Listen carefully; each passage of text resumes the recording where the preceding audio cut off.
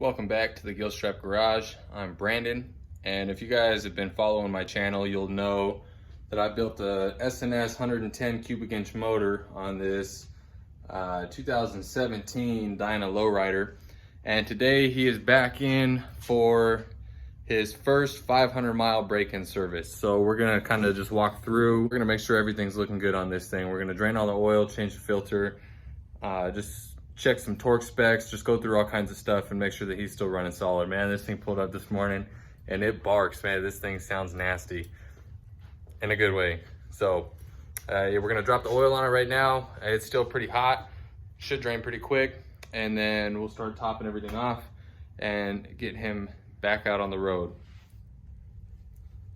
All right, so what you see here is the left side of the bike. Here's your primary. You're gonna have 3 drain plugs that are pretty accessible from right here. Your primary, your engine oil is gonna be the one that faces to you, and then your transmission is gonna go straight up and down, and I usually get that from the other side. But I'm gonna start draining engine oil right now. I already broke this loose before I decided I was gonna make a video. That wasn't just that loose. It's draining slow because I don't have the cover open. It's gonna burp a little bit, but I kind of want to watch it come out slow, you know, make sure I'm not seeing anything metallic. I'm gonna let it run off, not straight into the hole. Okay, I don't see anything worrisome. I'm gonna go to the other side and pop the fuel cap open so it'll drain quicker.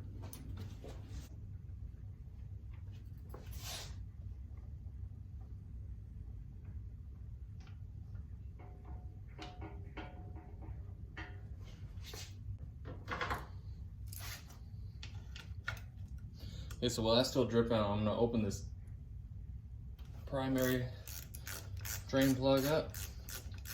This one's gonna burp and chug a little bit too because there's nowhere for it to vent.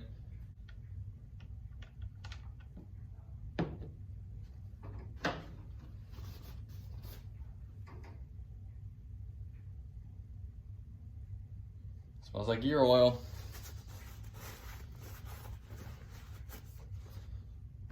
And now I'm gonna go to the other side. You'll be able to see me and start dropping the transmission oil. And the transmission oil for this service is not critical because we didn't do any work to the transmission, but we're gonna do it all anyway.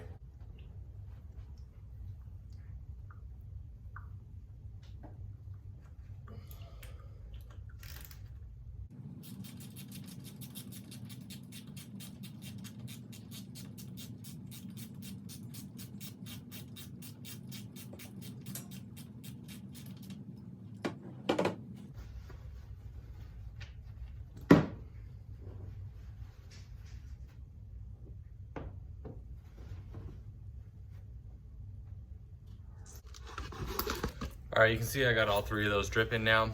I'm gonna open up the derby cover. I'm gonna open up the transmission fill port. And while those just keep dripping dry a little bit because they're still pretty hot, I'm gonna start running through some torque checks. I'm gonna give it a minute before I pull that engine oil filter off, just because it's super hot, and this one with the forward controls is a little bit harder to wiggle out of there. It's probably not gonna make that much of a difference for heat, but it might make a little bit of difference. So I'm gonna get back to the engine oil cover. All right, I'm gonna get back to the engine oil filter.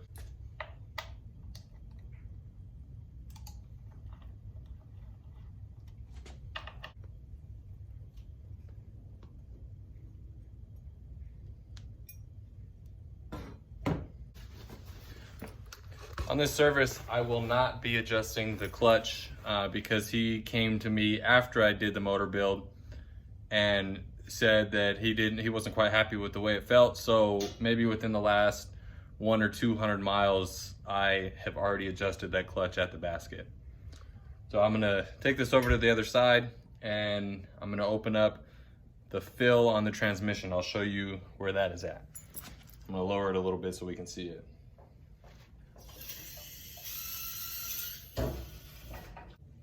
Here's your fill cap, right behind this exhaust, so it's really difficult to take off when it's hot.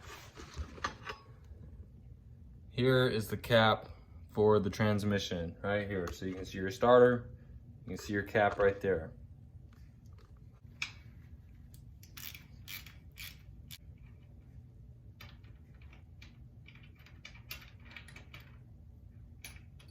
I said I was gonna wait on that oil filter, but I think to stay in sequence of what I'm doing on this video here, I'm going to just pull it off now. So let's see, do we got a good view? A little difficult, like I said, because of the forward controls. It's hot, so it's probably gonna want to spill. I'm gonna stuff as much rags as I can underneath there so it's less of a mess to clean up later.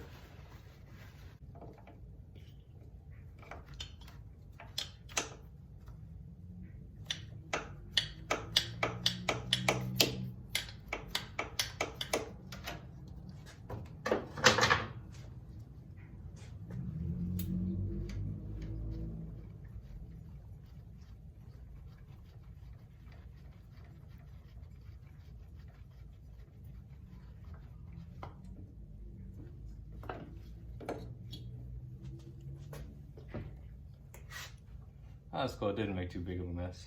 Dripped a little bit. Easy enough to clean up. It's still dripping.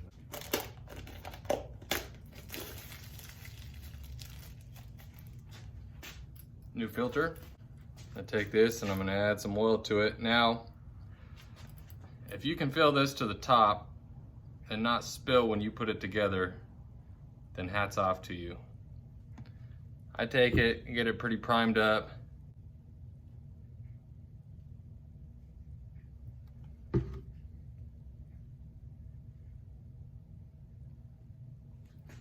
And pour it in around the top. Don't just dump it in the middle. When you're pouring it around here, the element's gonna soak it up, and it's hard.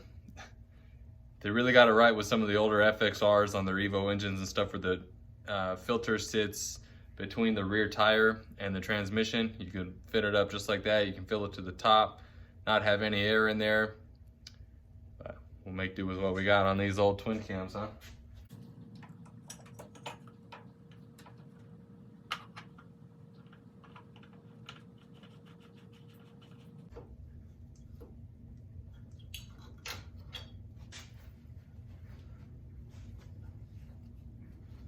And like I said, I could have used a wrench designed for pulling off the filters on these twin cams. But with the shift linkage, with the forward controls, sometimes it's a little easier to get in there with a regular old wrench. Now we're gonna go on to prep in our drain plugs to go back in. So I've got the drain plugs here. They get a little bit of deposits on them sometimes. Just clean them all off real good. So you just want to clean the magnetic tips off of there. Take yourself a little pick. You can get a pack of 5 or 6 of these for like $2 at Harbor Freight.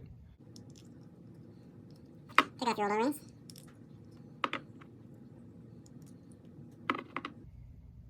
A lot of times O-rings can be reused, but then sometimes they look like that and you don't want to.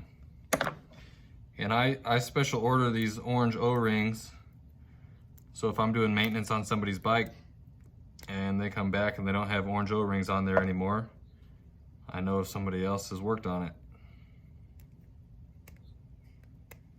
Not that that's a big deal, but sometimes I'll see where these things will have a little bit of pipe dope on them. I don't normally do it, but since we're talking about it, I'll do it. Real small amount. I don't want anything to get up on the top side of those threads and get to anywhere where it shouldn't be. That's why I normally don't even put it on anyway. All right, now let's stick them back on the bike.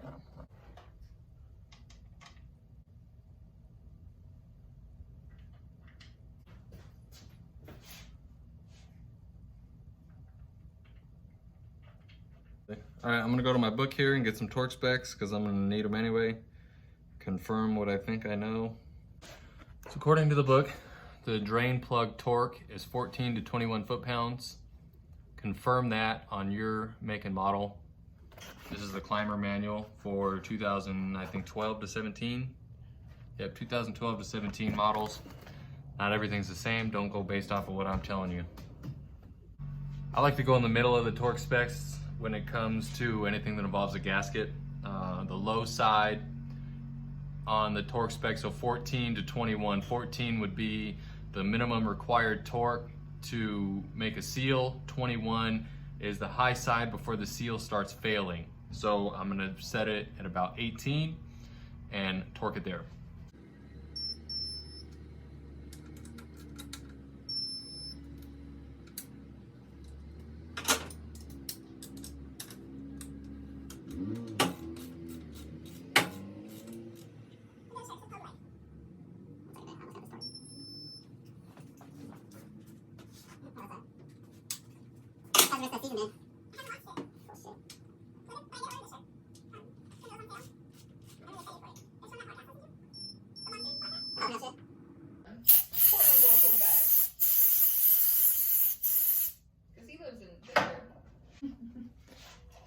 All right, I'm gonna top off the primary now that everything's torqued with our oil.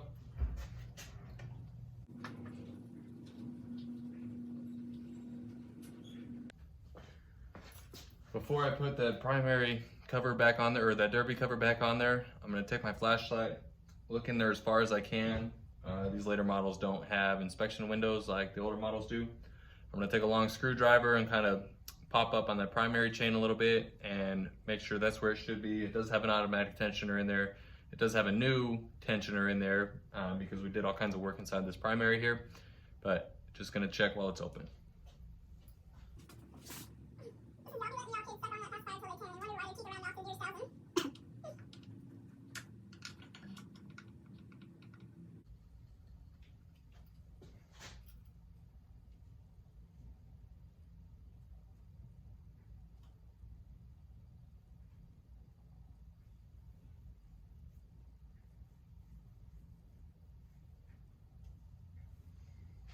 So what I'll probably do for this customer, because this big O-ring right here isn't something that you can just go to a Harley dealership and they're typically gonna have stock because it's not Harley parts, is I'll go to the Trask website and order a new O-ring. This one's still gonna be okay now. It hasn't, there's no really flat spots or anything on it. I'm not concerned about reusing it, but in the future it may become an issue. So I'd like to keep one of these on hand. Maybe have him keep it on hand. I don't know, whatever he's comfortable with. But this O-ring is not gonna last forever. So I wanna make sure when the time comes that we need a new one, we have one.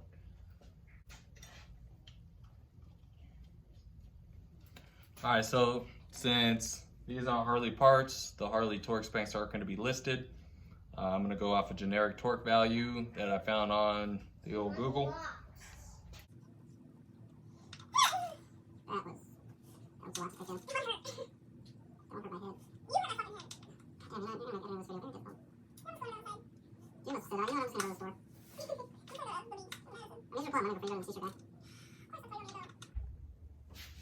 All right, we're gonna top off our transmission and engine now.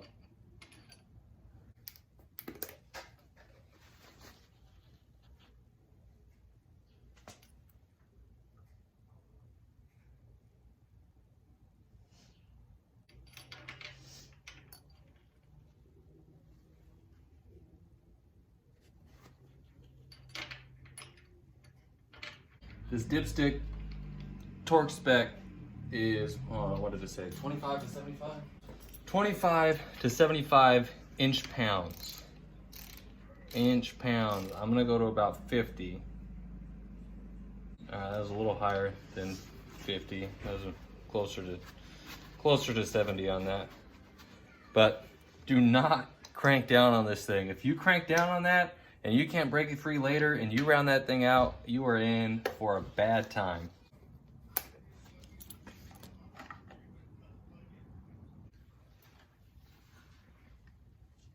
Okay, so right now I'm right at the full mark standing straight up. I'm gonna put that on the kickstand and it's gonna drop a little bit, but I'll fine tune the oil level while it's on the kickstand instead of having to worry about draining something out. Now I'm gonna go in to a time lapse of me checking torque specs on everything. Instead of walking through everything that I'm checking, I'm just gonna tell you I'm pretty much gonna work from the front to the back of all the critical fasteners and make sure that nothing's came loose.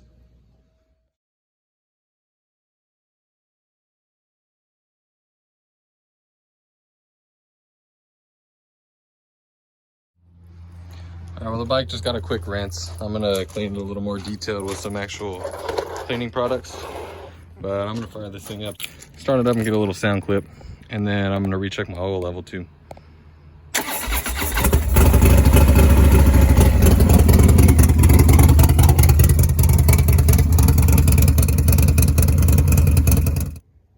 Well, that is it for the service on this Dyna.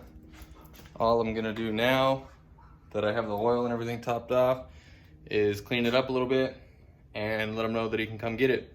If you guys found that video helpful, thumbs up is appreciated. Drop a comment if I didn't cover something that you got a question about. And if you're not subscribed already, please consider doing so. I'll see you in the next video.